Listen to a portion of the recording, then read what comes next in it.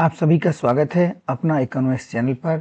आज के वीडियो में हम कक्षा 12वीं अर्थशास्त्र के महत्वपूर्ण प्रश्नों पर चर्चा करेंगे, जिसके अंतर्गत अध्याय 6 जो कि समष्टि अर्थशास्त्र एक परिचय, इसके लिए 2 अंक निर्धारित हैं। और इसके बाद हम चर्चा करेंगे राष्ट्रीय आय का लेखांकन की, जिसके लिए कुल 8 अंक निर्धारित हैं।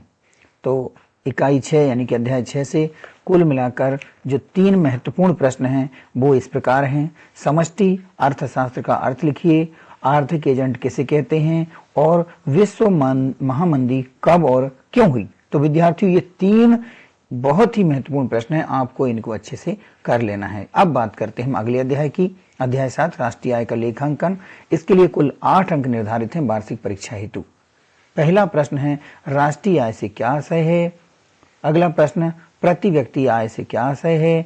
राष्ट्रीय आय एवं प्रति व्यक्ति आय में अंतर लिखिए। चौथा प्रश्न है उत्पादन के कारकों के नाम, उनके पारिश्रमिक लिखिए।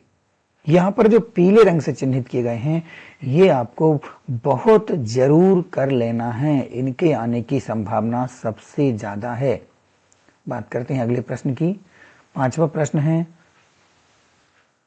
व्यक्तिक आय किसे कहते हैं। 6वां प्रश्न व्यक्तिक प्रयोज्य आय का अर्थ लिखिए। 7वां प्रश्न है मिश्रित आय से क्या आशय है। विद्यार्थियों, ये बहुत ही महत्वपूर्ण प्रश्न हैं जिनके बारे में आपको बता रहा हूं। 8वां प्रश्न है सकल घरेलू उत्पाद यानी कि जीडीपी का आशय क्या है और इसका सूत्र लिखना है। 9वां प्रश्न है शुद्ध घरेलू उत्पाद यानी कि एनडीपी का आशय एवं इसका सूत्र लिखिए। 10वां प्रश्न आय का सकल राष्ट्रीय उत्पाद यानी कि जीएनपी क्या है। निवल राष्ट्रीय उत्पाद यानी कि एनएनपी किसे कहते हैं। 12वां प्रश्न उपभोक्ता या उपभोग वस्तुएं किसे कहते हैं। 13वां प्रश्न है पूंजीगत वस्तुएं किसे कहते हैं। 14वां प्रश्न है माल सूची को परिभाषित कीजिए।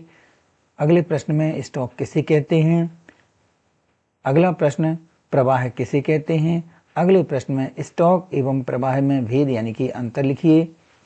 अगला प्रश्न है राष्ट्रीय आय गणना की प्रमुख विधियां लिखिए।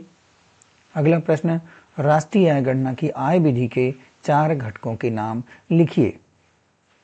20वां प्रश्न है आय विधि द्वारा राष्ट्रीय आय का आकलन करते समय रखी जाने वाली कोई 2 सावधानी लिखिए। कोई 2 सावधानी पूछी जा सकती हैं, कोई 4 भी पूछी जा सकती हैं, तो आपको सावधानियां याद रखना है। व्यय विधि द्वारा राष्ट्रीय आय का आकलन करते समय रखी जाने वाली कोई सावधानी लिखिए। राष्ट्रीय आय का महत्व लिखिए।